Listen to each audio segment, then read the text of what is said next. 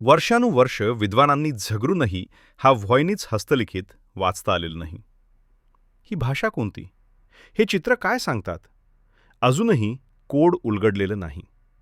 इजिप्तच्या पिरॅमिड्सचं वजन, अचूक कोन आणि मांडणी, त्या काळात इतकं परफेक्ट बांधकाम कसं शक्य झालं? आजही लोक आश्चर्यचकितच.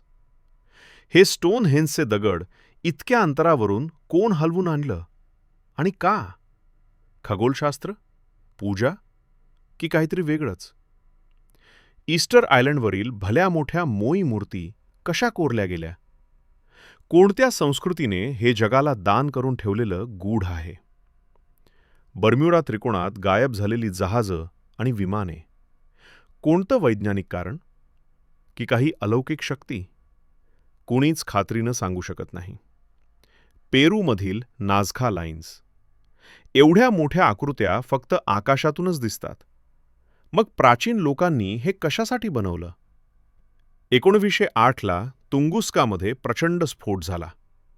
धडाका ऐकायला मिळाला, झाडं कोसळली. पण स्फोटाचं खरं कारण आजही अनिश्चित. शेकडो वर्षांपूर्वीच्या बगदाद बॅटरीमध्ये आधुनिक बॅटरीसारखी रचना.